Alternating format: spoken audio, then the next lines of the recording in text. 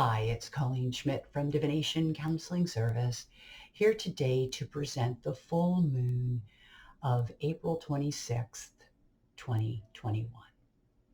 So as we look at a full moon, we want to be reminded that full moons, more than being about predictions of new cycles, which would be a new moon, full moons are about reflection. And the guidance that we gain through this reflection will enable us to move forward in our journey, maybe a little bit more enlightened, a little bit more involved.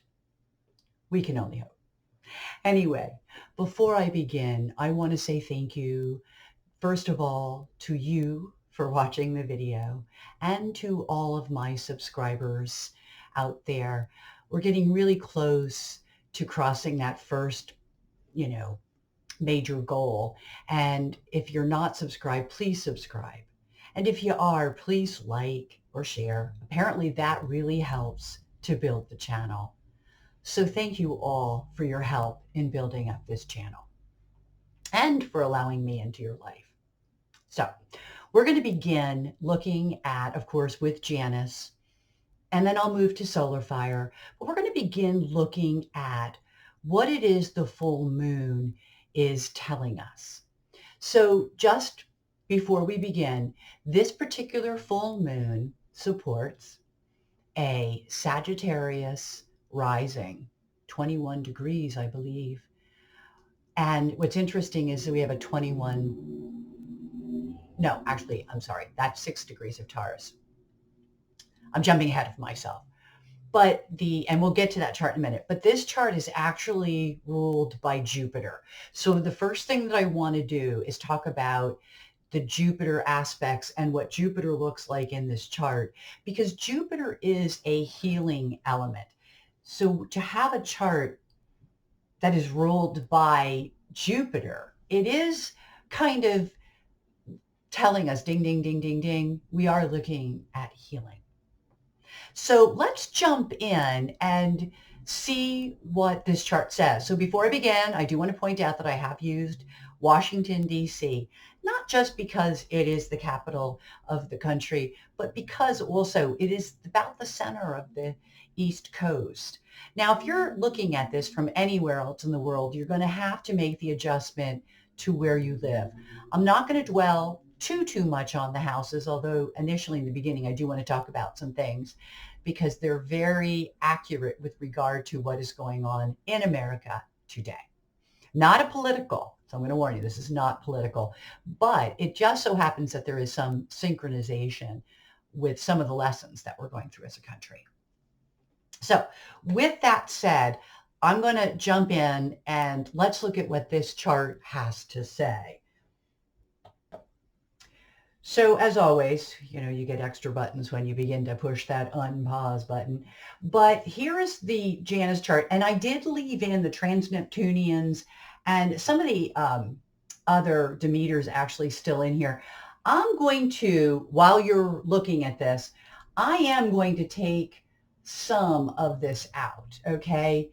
I'm going to leave the black moon in because it's pretty telling.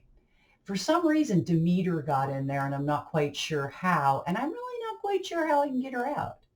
But I do want to look at Cupido. I do want to look at Hades and Kronos. So I am going to leave the rest. Okay, well, so this is what we're going to start with. As you can see from this chart, the reason I wanted to leave those things in is because Chiron and the nodes, but notice that the nodes are out about 10 degrees. And remember, we're only going 10 degrees. So that means the nodes are important to what's going on. And I'm going to get to that in a minute because they're not quite as important as Chiron is down here. And even Zeus is in there by 9 degrees. So we'll get back to that, okay? But for right now, I want to really focus on this Chiron because this chart tells us that Jupiter rules the chart. And as we can see, Jupiter is here and Jupiter doesn't have very many aspects. We're going to look at that in more detail later. There is a beautiful trine. It's out of sign though, which automatically weakens it to this Mars in Cancer, but it's also because that would be the end of Gemini, or, Cancer being like the new, but it's out of sign. Okay. I mean, because this is 27 degrees and this is 2 degrees, it is weakened by out of sign, not necessarily by the amount of degrees. The other thing about Jupiter is that it does create a trine to the moon, because again, out of sign, but not very strong. Again, because it's the end of and the beginning of. So there's a lot of that in this chart. You would have to go literally to a lot of the Taurus to see if you can find any, and you can see right here that we don't really have, because you'd have to go to Demeter, because Jupiter is at 27 degrees. So even pretty far from Mercury. Does everybody see that? So Jupiter does not have a lot of aspects, and I'm going to get to it, because the real aspects of this chart and the healing qualities, let's put it that way, of the chart really rest with Chiron. Chiron doesn't rule things, so it's not like Jupiter. It doesn't have a sign. There were people, as a matter of fact, some of the information, and you know how I love to talk about the books. Some of the information that we're going to be doing will come straight from Demetra George's Chiron. Chiron, according to Demetra George, I believe it would be a Virgo, but here again, it would share Virgo with Mercury, or it could become a new, but it never got anywhere. Chiron is, as it says here, it's the rainbow bridge between the inner and outer planets. And I know you're looking at this through the small window, but this book talks about, and I want to talk about this, because Chiron is 2 degrees from that cusp. That means it's only 2 degrees in the 3rd house, and it's moving into the 4th house. That is critical with what we have going on right now in this country. And so, though I don't want to spend a lot of time talking about houses, because I always like to talk about these charts in the most personal of terms, I am going to say that Chiron in the 3rd house does deal with prejudices and mistakes that people make by being single-minded. It's a single-minded quality in the 3rd house. And the lesson is basically overcoming that. And the irony is that when it moves into the 4th house, which at 2 degrees, it's moving into the 4th house, it does relate to a healing.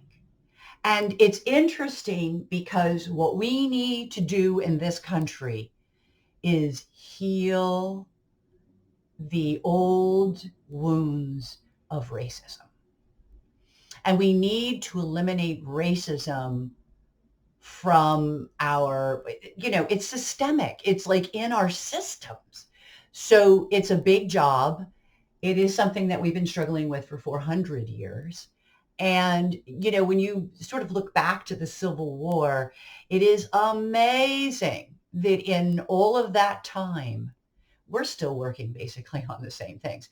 And I do listen to a story, and I know I've mentioned it before. Heather Cox Richardson does a marvelous job of talking about that period, especially right now. She's talking a lot about the Civil War and things that happened, during and after the Civil War period, and the racism and the idea that the South needed those slaves. And it really is still that thinking that we're struggling with here in this country, that if you're different, that somehow you're not worth as much. And that couldn't be further from the truth. And most of us know that. And young people really don't see those things as much. So there's always hope that the future and our ascension, which is the new age, and here we have it, the Saturn and Jupiter, when they came into Aquarius, they started to mark the end of that capitalism period. And that capitalism period really features racism, because one of the things that I'm not surprised by, but have learned through those lectures is how much in our country we don't think everybody deserves to have equal opportunity. At least we didn't. And I think that we give it voice now, but do we really do it if corporations are set up in a systemic way, if the police are systemic in the way they police? There's a real question about that. And I think, with the Derek Chauvin trial, and I did just hear that they are going to do a verdict. I haven't heard it, but I do believe truly that this is the beginning of our healing, regardless of which direction things go. We'll heal either because we're going to go the process naturally, or as the age of Aquarius promises, through revolution. So you see that Jupiter here in the second house. What do we value? What is it worth to us? And look at how it's an intercepted sign. That speaks volumes. And I know you're thinking to yourself, what? Yeah, it speaks volumes because I just said it. Young people don't even think the same way. We are ascending. All of this struggle that we're going through is a part of something old, because the reality is the new age is about equality and equitable situations. So we have to change it. And the fact that there's no house shows you that I think half the population is going, what? Instead of, oh, I think it's more, it's probably even in my own life, and I'm definitely a lot older than a lot of you. And I definitely want to say that I didn't realize how bad it was, because it's never been in my life. It's not part of my reality. I'm a white person, but also just in terms of my own association with black and brown and yellow people. I don't see that. I see friends, but friends tell me things now, and I'm blown away by what I've learned. So we all are. This is about our growth. This tells us that we are overcoming that sense of materialism. And, one of the things that they talk about, now I'm going to get my pen here. So hold on. Every time I do that. So I'm back, and I just kind of wanted to get this because I really want us to see this. So here's an intercepted house, in case anyone is unfamiliar with the concept of an intercepted house. It means that although we have planets in this house, Aquarius does not rule a house. You see that? There is no Aquarius house. So we're using this as a learning opportunity. There also is, and there usually works this way, no Leo house. Okay? So that would also include anything that's there, but I did leave the trans-Neptunians, so you can see Volcanus is there, and there is no Leo house. It goes right from a Cancer house to a Virgo house. But that is significant in the case of Saturn, and Jupiter is also significant in the case of Volcanus. But let's talk Saturn and Jupiter first, because we're talking planets, there we're talking trans-Neptunians. What it means is that we're still getting over our Pluto. We're still getting over the materialism, that need to make profits, the idea that the only way, and if you really listen to what happened when the whole Civil War happened, it was all about the South really literally whining about how they would have no economy without slaves. And what I feel like is happening is that between some of the Republicans speak, and notice I said some, and the corporation concept, although corporations are kind of stepping it up here, they're really looking to, again, use this profit making, see that? Capricorn, as the reason why things have to be the way they are. But so Saturn is learning that. It's learning that, okay, through this process, through what we are going to be going through right now this month as a reflective exercise. This whole thing here is about how we have to get over our Capricornness in order to appreciate and implement our Aquarius energy. Whether that's our Saturn structures or our Jupiter ability to expand and heal. And I think it's really telling that we still have Chiron 2 degrees from that cusp. Okay? The sun is in the healing house. However, it's the Aries ruled house. So here we go. We're still learning about the modification of our actions to align our action. And the reason why I say actions is Aries. Okay, so I hope that you're following this. I'm hoping I'm not jumping too fast. And then we can understand the stability of the Taurus drive or energy of that sun and what would be the best way to use that. Now, this Volcanus, this pressure, and remember, Volcanus also is learning about all of the moon qualities, that emotional security, and it's really interesting because security, emotional security is what propaganda, I think, is being used. We can't do this or that, and then using fear tactics. We can't get rid of guns because of the bad guy. I mean, there's always that.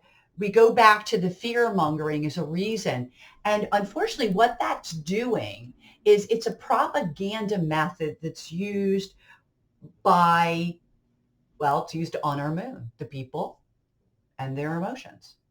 And then it applies a lot of pressure. But first, that we have to learn about that before we can move forward. So hopefully that was a little bit of an explanation of that aspect of it. I do want to talk about something else here in the Janus because it's so much simpler to see some of these things. And also because so many of you are using the Janus program that I, again, want to keep using Janus so that I encourage you to use and explore Janus. Just to show this too, because I should probably do that.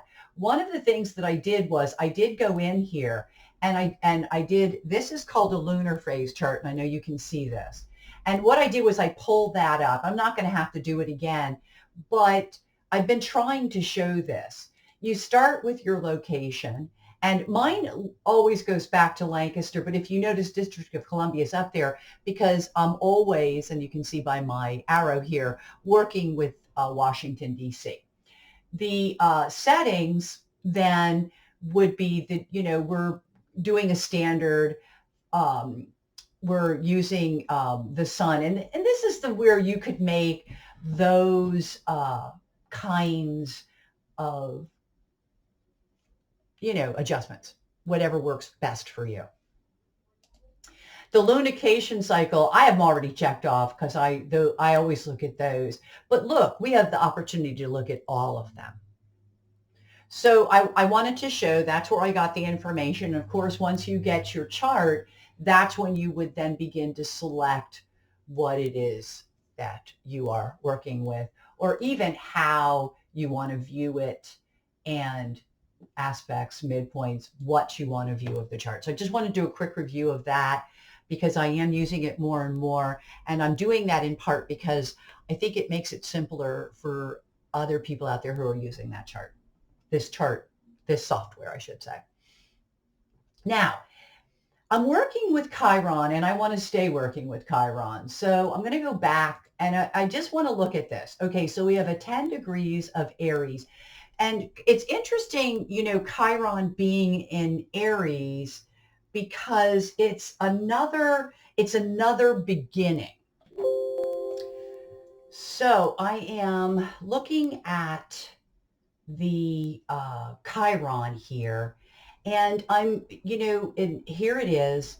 And we're also looking at, because these are the real aspects to Chiron. And I'm going to get into that. There's, again, Chiron doesn't really have a whole lot of aspects here. We can tentatively say, and we'll get to that in a minute, that there is an opposition to Zeus via this particular chart. But again, if you're born anywhere else in the world, not likely that they would both be on the angle, but it's possible, depending how far away you were. So I'm not necessarily looking at this Chiron because it's on the angle, except for I want to just look at it right now as it's an aspect to these two factors here. Okay. And the reason why is because Hades and Kronos make a pretty tight square to that Chiron. And Chiron in Aries, let's just talk about that for 1 second. I was going to go there, and I want to go there. First of all, the book that I'm using is Barbara Hand Close, and this is a revised edition of this book, but I also want to point out that she does not have this particular Aries. Okay, she's using the times that it's been in Aries up until 1977. Okay, so obviously I'm dealing again with an older book. Okay, so this is the last time. But one of the things that she points out about people that even have Chiron in Aries is that it is about new sight. It's about trailblazing. It's about pioneering. And if you think about it, Chiron is the pioneer. It's about alternatives. And so here in Aries, there's going to be a more aggressive approach to that concept of pioneering, trailblazing, taking risks, taking opportunity. We're in it right now. What squares us is Hades and Kronos. Now, simply put, if we were talking about just the virus, okay, obviously we're being nailed by this Hades because there is a lot of deterioration that's happened because of this Hades. Now here in DC and in this United States, we could be also looking at the fact that the virus has hit harder the people who are of minority or Black and brown people, however you want to look at it. And I know I'm telling the truth because I think statistics have already been talking about that and nobody's looking at astrology but me. So we'll start there. The other thing that we're looking at is the Mars too. So let's look at this. Mars is pretty far away because it moves really fast at 8 degrees. I don't know how strong I would say that it is. I would say to you that it's a leaving thing, except for I know that it's not because, and let's talk about this for a moment. Let's be real astrologers. Okay. This Mars is going to move a whole lot faster than that Chiron. And what that means is that this is only the beginning of that square, and that there are going to be actions that will be taken toward healing, but that may be difficult. There could also be a resistance to that racial healing. And boy, it wouldn't be the first time. This country is unreal when it comes to how long they've been struggling with the concept of people being different. And so this is really interesting because we're really coming to struggle with that. Now, let me point out to you here that this point over here in Cupido, let's look at this for a minute, because if you notice, this is completely opposite that Mars, which is coming into an even stronger square to that Chiron. And here too, we're looking at like 7 degrees of a square, but I'm not just looking at a square. I'm looking at what's called a T-square. And what that means is that this T of opposition to both these planets comes down on Chiron. And Tracy Marks, again, older books, older authors, has written a book where she talks about T-squares. And one of the things that she has mentioned, and I love to keep this with me because I am somebody with a tremendous amount of squares and T-squares in my chart, that it is through the T-squares that we can create miracles. This is when we can trailblaze. Okay, what are we trailblazing? Our actions toward our community. Because I don't care what color you are. If you live in my neighborhood, I probably know your name and I probably have had conversations with you, and I don't really care what color you are because you are still a member of my community. And that will be the basis of healing. Okay? It makes a T-square. But I like where the T-square falls in the Washington, D.C. chart because it actually gives me hope that Chauvin will hopefully get something of a reprimand, and that this will be the beginning of opening the door to reforming things like the police so that people are treated like human beings, regardless of what color they are. So that was kind of really cool to see in light of everything that's going on. And of course, you would expect to see that because it is what's going on. Now, further out, you have Zeus, and Zeus does make a connection here. And I got to be honest with you. Now it is retrograde, and it does give me hope that the protests that are going to happen will not be that bad. But Zeus is explosive, and explosions and guns and all of those crazy things and seeds. But in retrograde, I'm not so sure it's going to act out in the same way. So I'm rather hopeful because of the retrograde. I'm also hopeful because what I just showed you is occurring in a full moon chart, not a new moon chart. And the difference is one is much more active and one is much more reflective.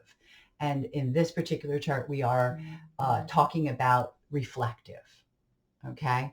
Now, while I'm on Janus, and that's where I want to stay for a lot of this little, let's hope I don't get too long, this video, is I want to talk about, while I'm at it, is the ongoing, and notice I'm going to say ongoing, issues between Uranus and Saturn. Okay, now, Uranus is in Taurus and Saturn is Aquarius. And I've talked about this every single time we do in these charts about how this creates a lot of anxiety, particularly when Saturn is pretty strong in Aquarius. Well, it doesn't dislike it, that's for sure. And it actually does. And actually, Aquarius is the ruler of Uranus. And I always wonder about that because, I think it because of the aspect, the Taurus energy being in square, here we go again, where squares are doers. There's a lot that can happen in a square because it's a lot of energy. Oh, it's strong energy for sure because of the 90 degree. Not always easy. Look at all these squares, okay? But I want to draw this out here because look at how these guys are both at 10 degrees. And I think that in spite of the fact that we have a tremendous amount of anxiety and struggle, and revolution, so, protesting in the street and all that stuff, this is so interesting that Chiron is playing right in with that change, that sudden change. Freeing up, if you will, because I really do find that Saturn is about freedom. Okay. The other factors here, of course, is that in this particular case, the sun and the moon are both in aspects to that and therefore to that Saturn. As a matter of fact, let me show you another T-square. Okay. Right? Let's do the pen. Okay. So we have a T-square between the moon, the sun, and Saturn. Why? Because the moon and the sun are in opposition, and that means the T would be Saturn. So you think of Saturn as a lesson, a teacher, a task. They always say it's, the taskmaster. You learn a lot through Saturn. It's about maturity. It's about evolution. And the sun and the moon are about our relationships. And it's not just our relationships with other people, but our relationships to ourselves, our relationships to what's happening in our lives, and how Saturn is related to all that. And the interesting thing is that the sun is in conjunction to Uranus. And whenever the sun is in conjunction to Uranus or the moon, which is in this case, you really have to think about things like erratic, days where just surprisingly things happen, or friends are surprising. Remember, relationships are in there too. Also, the nodes are here. You really, and I'll get to that in a second. I want to get to that. But you're looking at here our relationships, what we need, and how our value systems are changing, and how that changes our relationships, sometimes for the better and sometimes to cause more anxiety. Okay.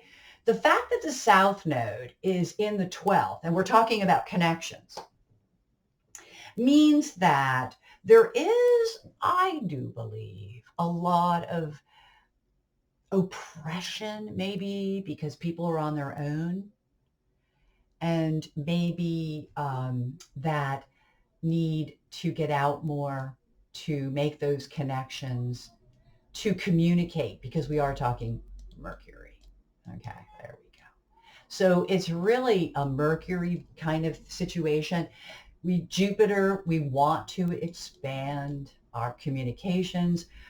It's 12th house. Remember, the 12th house is actually isolation. It's like, being kind of cut off.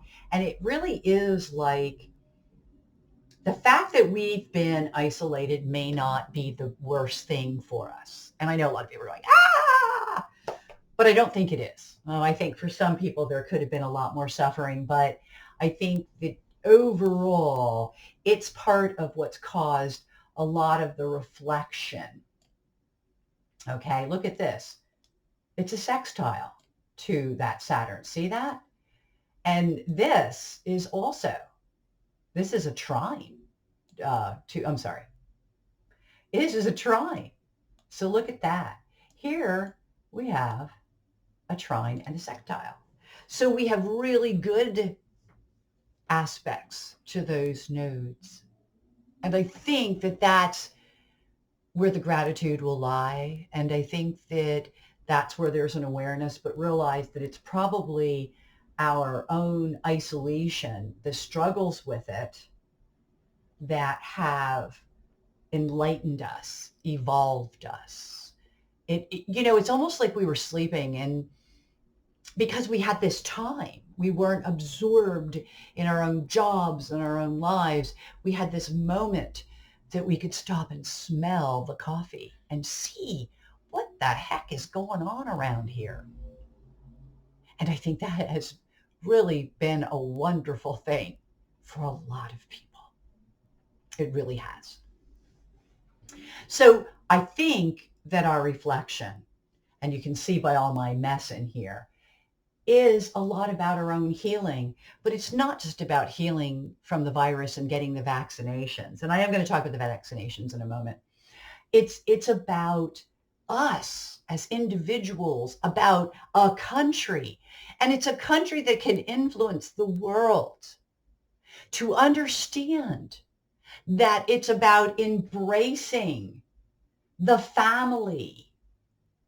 Our actions should be about the whole community. Okay? So let's look at, I know I'm jumping now. I actually, where did I put it? I wrote down, I always have notes. Of course, we know that. And I did 4, okay, of the vaccinations. I just wanted to see where we were. And here's an interesting thing.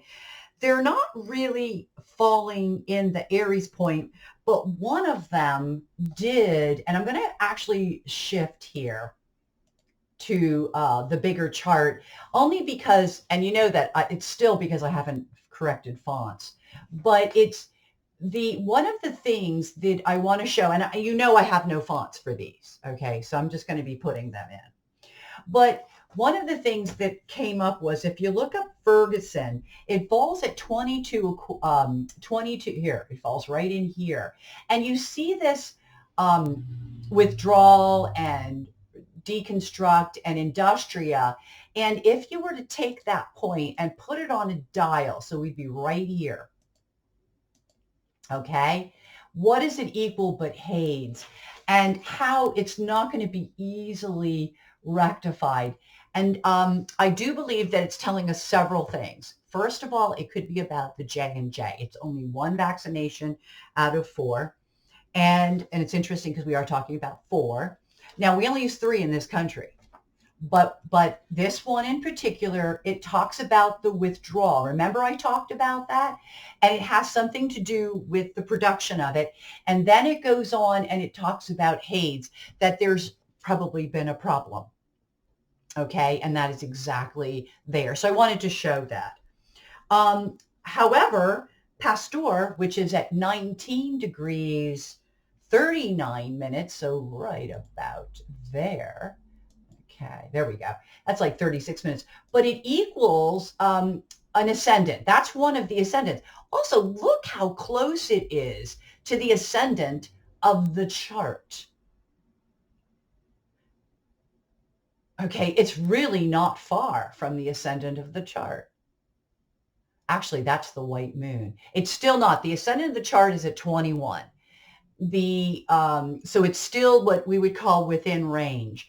But see that point that I'm pointing to that is even closer is the white moon directly hitting the ascendant.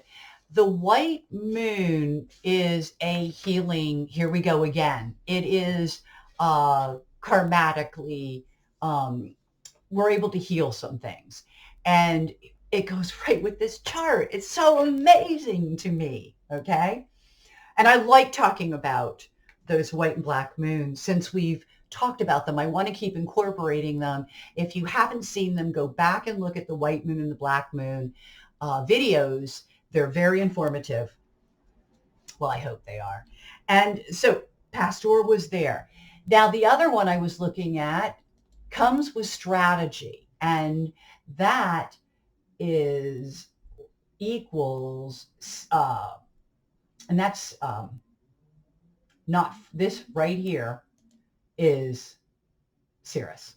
Okay, taking care. So it's a strategy used to take care of ourselves. And that's exactly what it is. And it's not just about taking care of me, you know, when I get vaccination. I actually am going for my second one next week.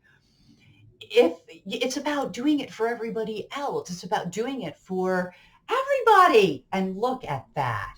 It does talk about how, you know, there is strategy that has to be applied, nemesis, and it does talk about how it's not only is it taking care of ourselves, but it's to bring about an ending. So that's what I call the main asteroid, Pasteur. That's Pasteur, okay? No, Pasteur was the one at 19 degrees. I take that back. This was Jenner. As a matter of fact, I wrote down the one that equals Hades is referred to. I'm using Ferguson. Actually, Ferguson, according to Martha and the website, is Ferguson was first used TB vaccinations, but I'm thinking TB lungs. SARS viruses are all lung related. Well, they're really in the blood, but it always affects the organs and the lungs being in there. The last one I want to look at is the it's actually so close to Cupido, which is right here. And so you have this Cupido, which is actually with Toro, which is really interesting right now. So it makes me wonder if there's people, it could also be sporting teams. Cupido is an association of perhaps athletes, but it could also be bullying within organizations and families. I mean, we could look at this so many ways, but that's not what we're looking at here. What we're really looking at is the fact that um, we have a vaccination right here. Okay.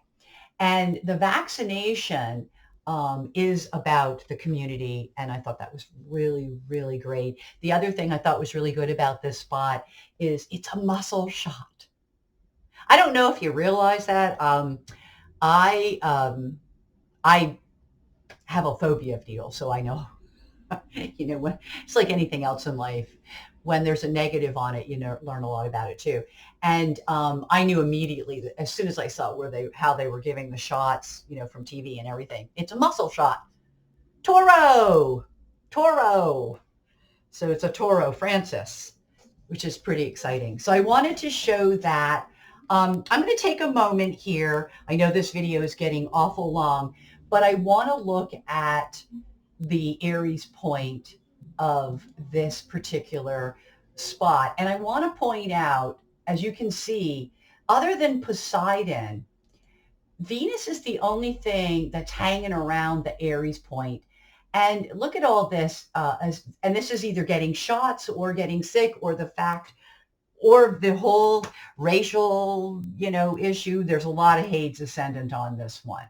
And look at this, because this is the reason why I did want to come here. Look at this. Okay, let me get a pen because we're going to go asteroid nuts for a minute. Okay, this is incredibly important right now. And the reason why is because Venus equals this point, but Poseidon right here is also not very far away, nor is Mercury. And so one of the things that you're getting is a midpoint between Poseidon and Mercury. Mercury's communication, Poseidon propaganda, information that could be educational. It's a lot of things. What it's equaling, all of that with Venus, is wounding, pain, overreactions due to some kind of wounding. Be careful of spending too much money. Okay? That is definitely one of the things that I wanted to bring up in this. That also look for it. Look for it in public. Look for it in the press. People overreacting because we're going to see it. Overreactions. Okay? See how it's a midpoint? There it is. Poseidon and Mercury. So that was the first thing I wanted us to see. I didn't remember. Let me just see. At 2230. Yeah, I didn't. Other than for many people, 2230 kind of still represents a lot of Adamitas. Now, as you get to 2246, now you're starting to see how businesses are opening. Things are going back to normal.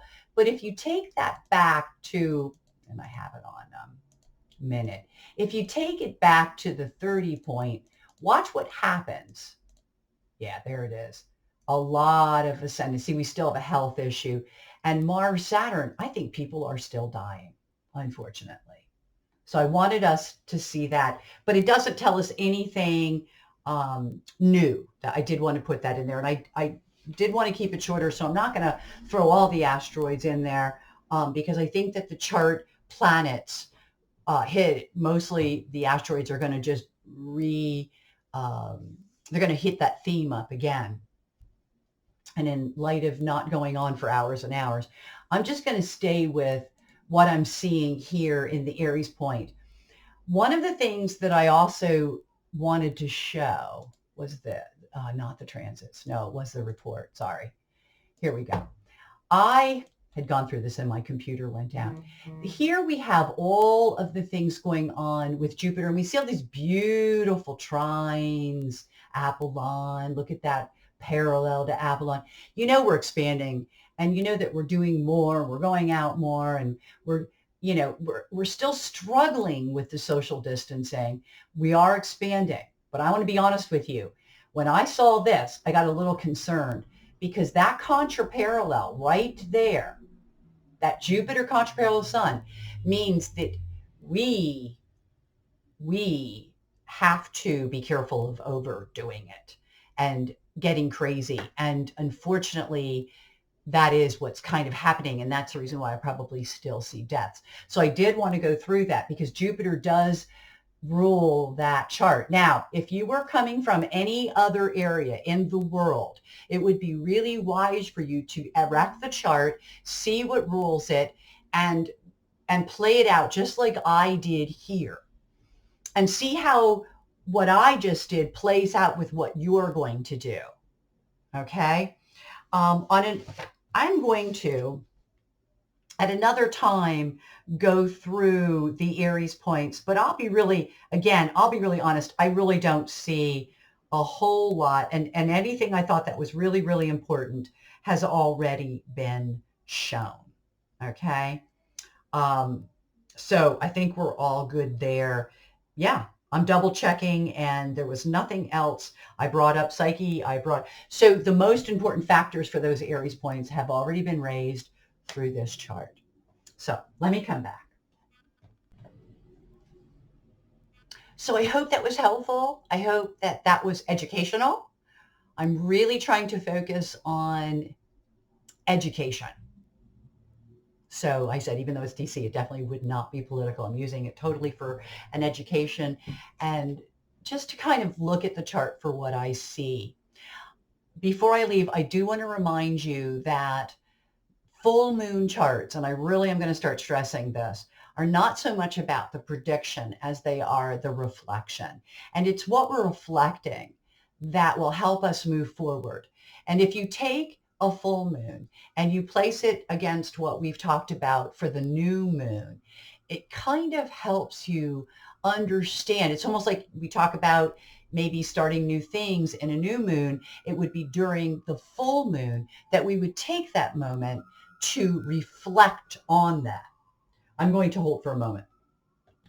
I apologize, especially so late in the game, but sirens, and of course I'm on the street.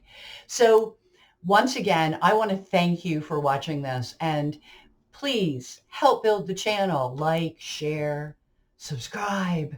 But I really have a mission to put astrology out there and get as many people to learn the fundamentals of astrology as I can, because I truly believe that it's a tool for empowerment, self-empowerment, if you will. So with that said, thank you for allowing me into your life. And I want to leave you, as I always do, till we meet again. Only happy readings. Until then, be safe, take care, and be well.